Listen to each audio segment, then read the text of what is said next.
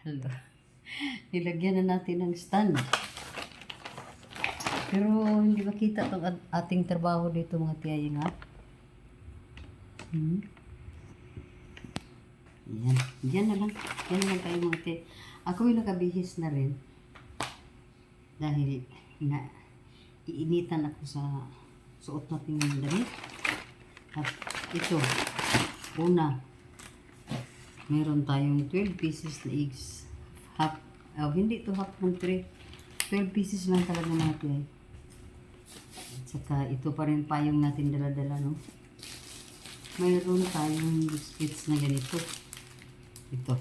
Isang pack ng biscuits. Mayroon tayong ganito. Garlic. So, bumili ako ng garlic. At bumili tayo ng liquid soap. Itong Ariel with Downy. Ito. At bumili naman tayo ng ito, Downy. Kasi isang sachet, isang labahan. So kaya yan ang hindi ako bumili ng malaki. Mayroon tayong powder para sa ating CR. Kasi ang paglinis natin sa CR mga tiyayin ay una, pina-flush out natin yan ng tubig, ang sahig. Pagkatapos, mayroon talaga yan mop para sa CR. Ang mop, nilagyan ko na rin yan ng sabon kasi ayaw ko ng sunrocks. Kasi ko sa amoy yan mga tiyayin. So, ang ginawa ko, itong powder ay kailangan ko dyan para sa sahig at sa wall ng ating banyo. Ito naman, para sa ating panggatong natin doon pang magsunog tayo sa likod.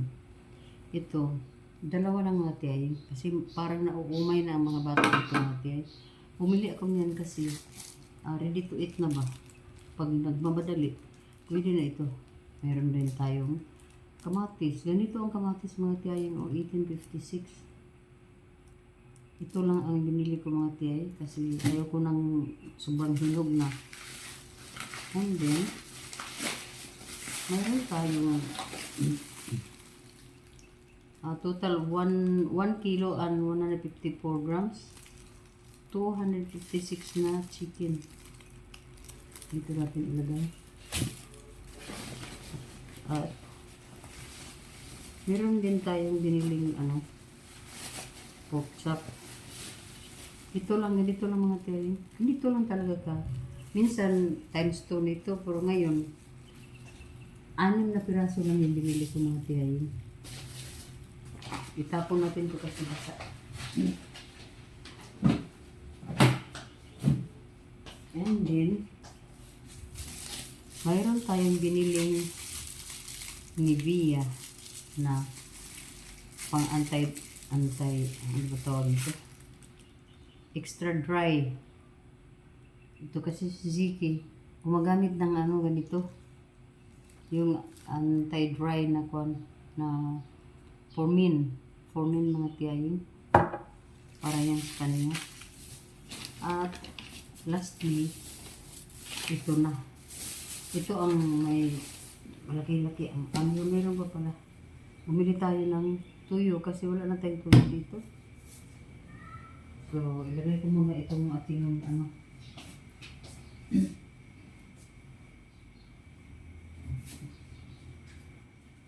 So, yun lang kaya. At ito yung ating mga paninda din. Bumili ako kasi nakita ko may dumating na mga stocks. So, hindi naman ako mag-stocks na marami dito. Ito ang ating panindang Skin Reborn. Ito sila. 10 lang binili ko mga tiyay. 10 lang. Hindi tayo bumili ng madami niyan mga tiyay. Kasi malapit lang naman ang kunan ko ng stocks. Ito.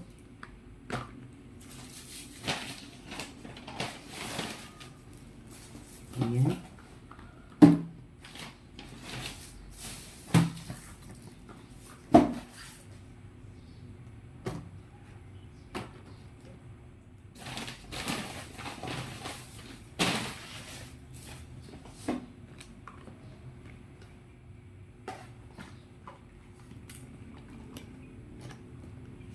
Ayan.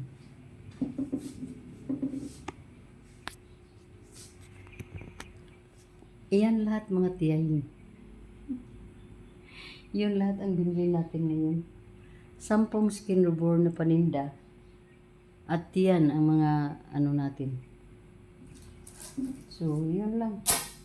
Hindi tayo kailangan mamili ng sobra-sobra kasi tatlo lang kami dito sa bahay. At ang mga bata ay hindi dito kumakain sa lunch. So, yung mga karni, para yan sa mga baon nila. Kasi ako ayaw ko ng masyadong makarni dito sa bahay. So, yun mga tiyay at nagtaka ako bakit mayroon ako ditong 25 kilos at ito na bigas. Siguro kanina inihatid na yan mga tiyay. So, hindi na tayo bibili ng ano ngayon. Ang bilhin ko na lang ay ang red.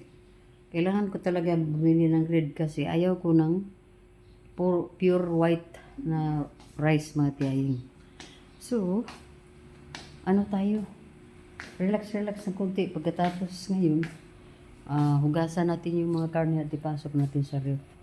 Pero yung para pang bukas na sa umaga, pang baon at saka yung pang breakfast, i-marinate ko na mamaya mga tiyay. So, kung gusto niyo manood sa ating mga pagbuginbilya dito, ayan sila mga tiyay. Diba? Mayroon pa doon sa ayan mga tiyay. Mas madami doon sa bandang likod. Pulang-pula. Pulang-pula yung sa likod ng tiyayin kasi itong dito, medyo pa-fade na sila. Pero maganda pa rin mga tiyayin. Maganda pa rin siya. So, yun na.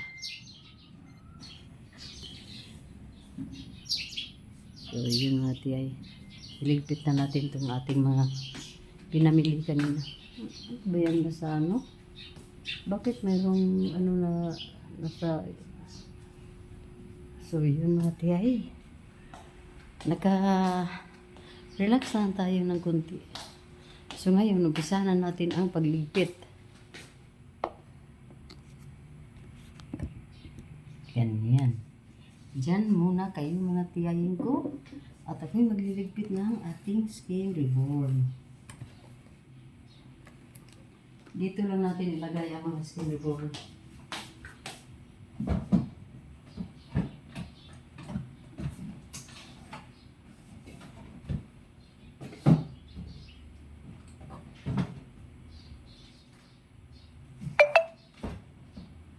Yan. Diyan natin yan ilalagay.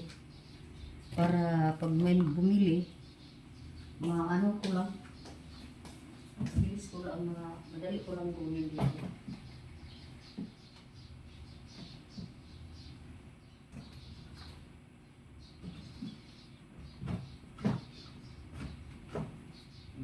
Ganyan lang.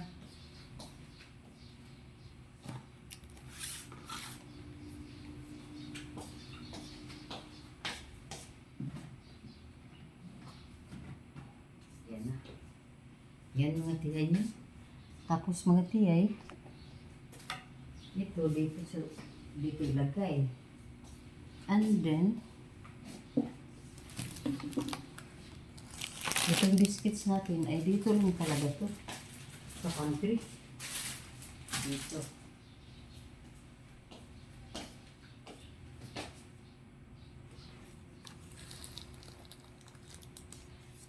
At ito, dito natin ito ilagay. Lagayan ng mga ano. At saka ito, dito na lang. Yan. So, dito.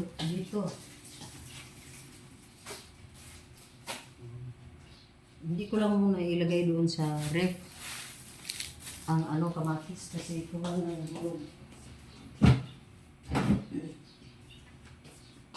At itong ating itlog sa ref natin ilagay ito.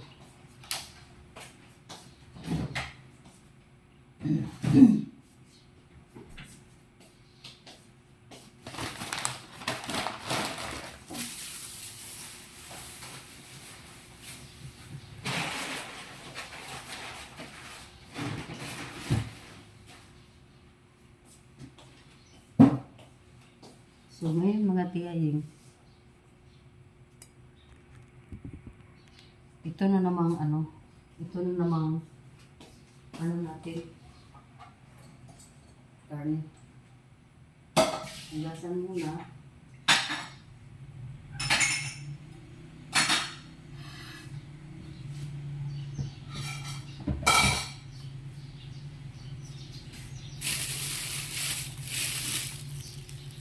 Hugasan ko muna ito mga tiyaying, ha. Saan ba to? Dito.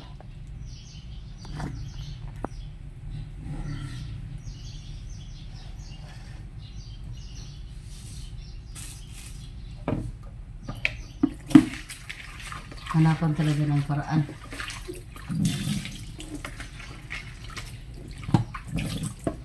Hanap ng paraan si tiyaying.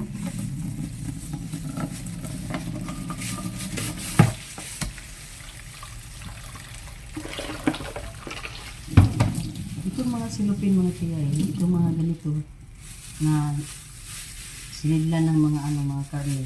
Hugasan ko muna to bago ko itapon sa basura para hindi anuhan ng mga maggots ba. Hugasan ko muna mga tiyaying, ganito na bago ko itapon dyan sa basura natin para hindi mangamoy masyado ba.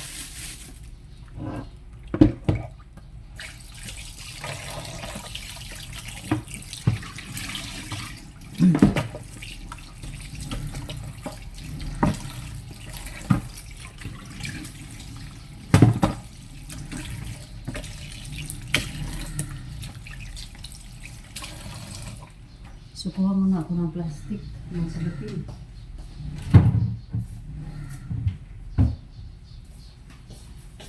As usual, pinakita ko na sa inyo na ganito yung mga lalagyan ng natin, mga karne natin.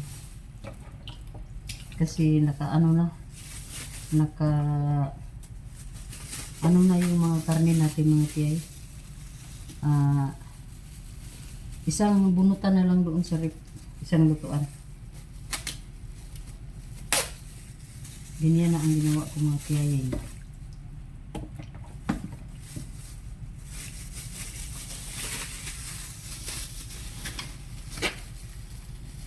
So, dalawa lang naman sila. So, ano lang itong karne natin.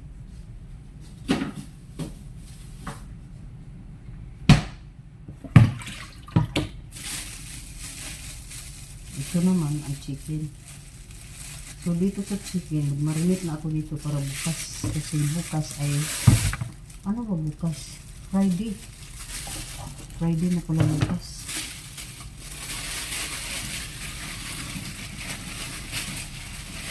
Hugasan pa rin natin ang silupin. Kasi madugo mga tiyayi.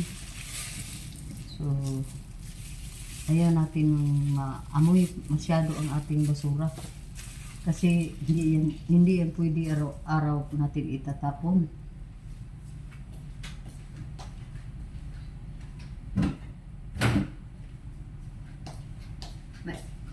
Ma-stack pa yan mga tiyayang, ma-stack pa yan dito sa loob ng bahay. Kaya medyo ingatan lang natin na hindi masyado hindi anuhan ng mga maggots.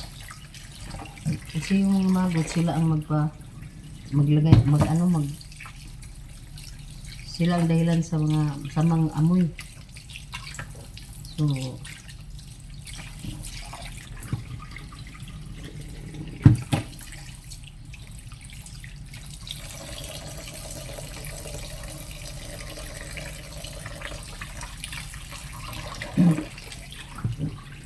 Kasan na natin yung maigi ang chicken.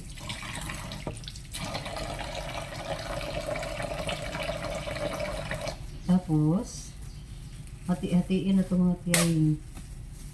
Isang kuha natin sa rip, isang lutuan na.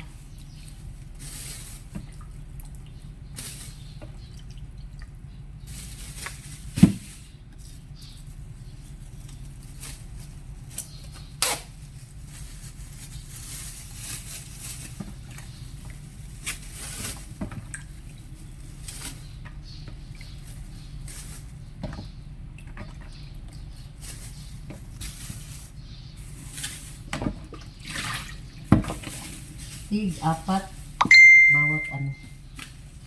Tig-apat bawat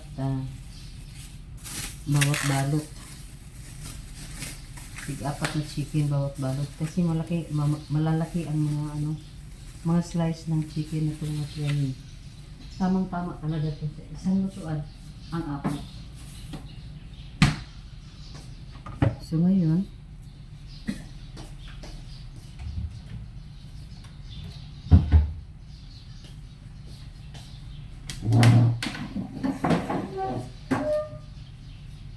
tapos na tayo sa paligpit ng ating mga karne.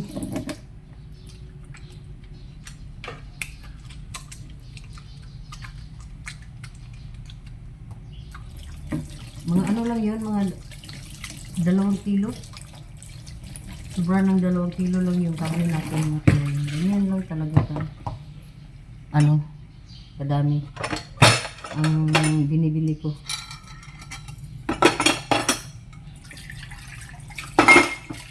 Hindi ako bumibili ng marami.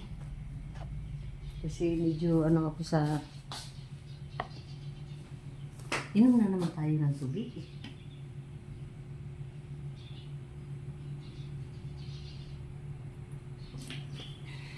Na. And then, dito na tayo sa ano, next mga tiyagi ay dito na tayo sa ito sa ating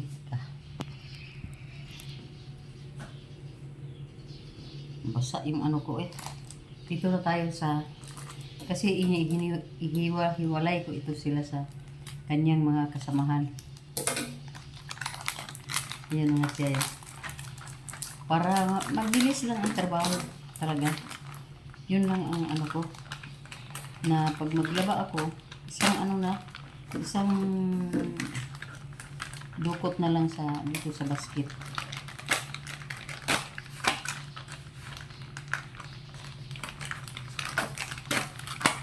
Kasi zero na talaga, wala na talaga akong pang laba.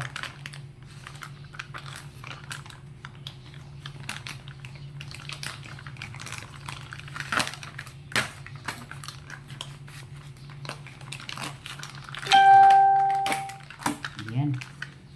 Pagkatapos ito, hatiin ko naman kasi dalawa naman sila. Hatiin ko kasi mga tiyahing, bawat load, isang sashi.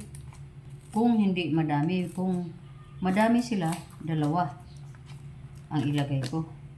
Kung mga malalaki at mga medyo madumi.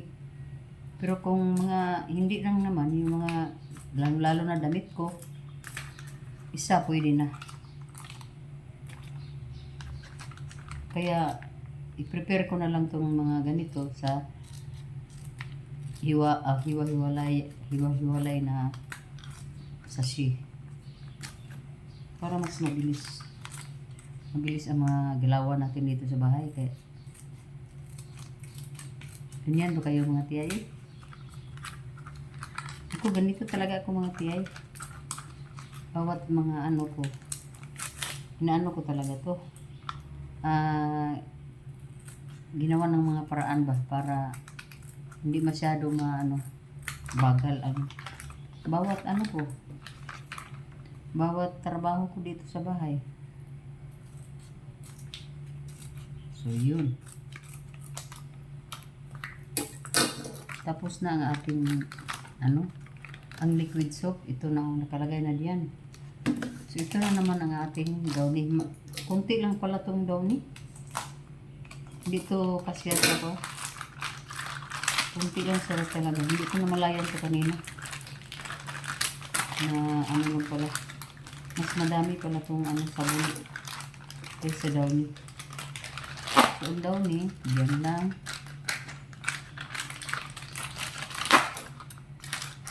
Mas una maubos ang downy kaysa liquid soap. Dagdagan ko lang ito siguro baka bukas o sunod na araw. Ayan. And then, itong kuwan, para dito talaga to sa kwan, sa sabon. At ito naman, tapunin natin to.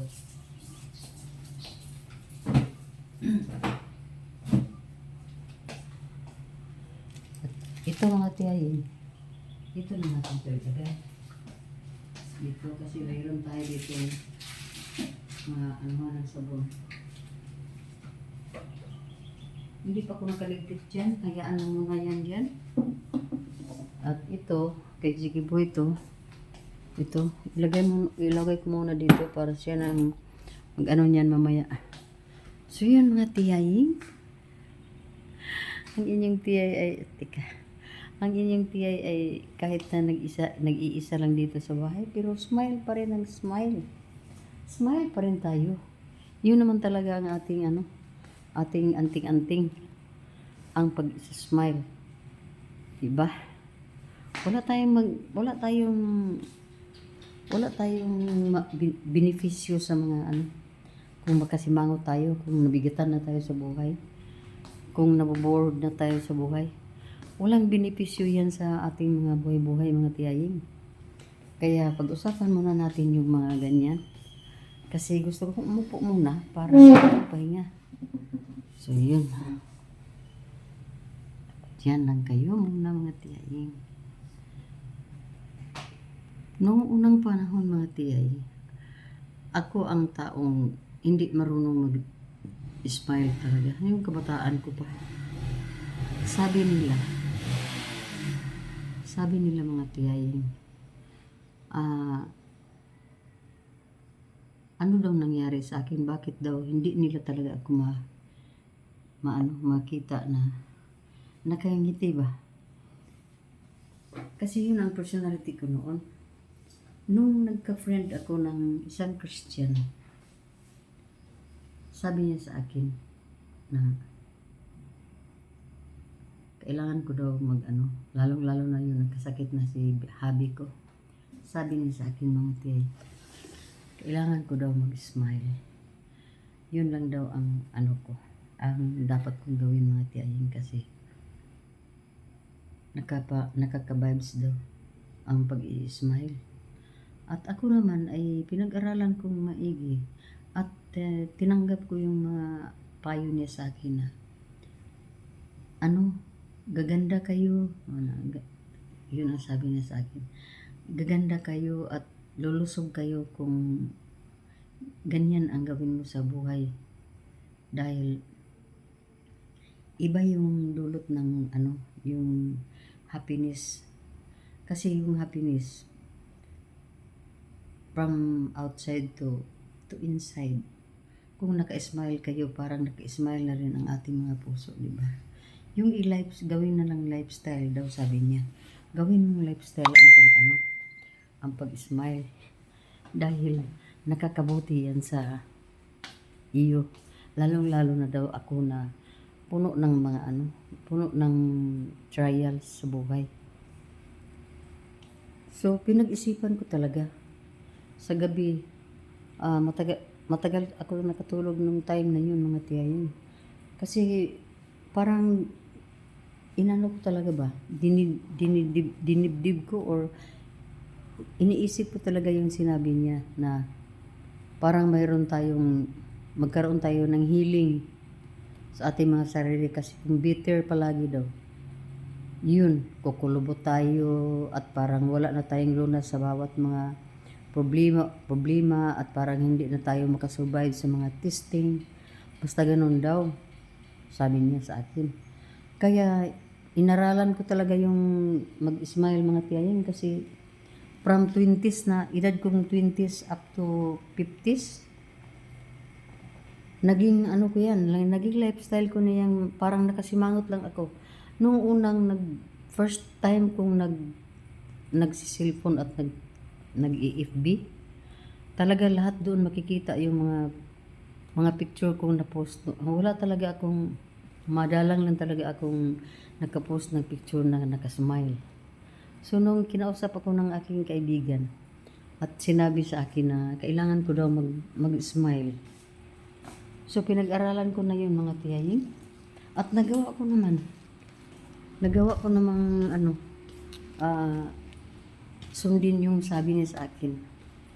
Kaya tayo mga tiyaying ha. So, inaralan ko talaga ang mag-smile hanggang sa ngayon mga tiyay. Nagtaka na lang ako mga tiyay. Kasi parang ang gaan lang. Itong buhay ko dito mga tiyay. Kung yung mga kaibigan ko sa labas.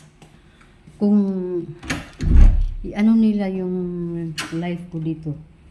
Parang hindi sila makapaniwala na magawa kong ano mga tiyay. Magawa kong tumira dito sa bahay na ganito lang ang sistema. Malaking bahay sa ilang tao.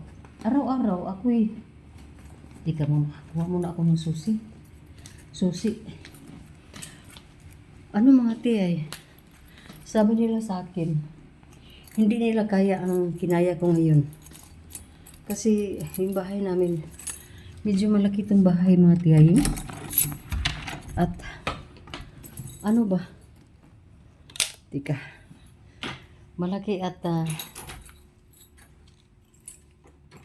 napaka-imposible na makasurvive ako, ma-enjoy ko itong pamumuhay dito na ganito. So, yun, nakaya ko naman mga tiyay. Tika muna. I-continue ko lang later.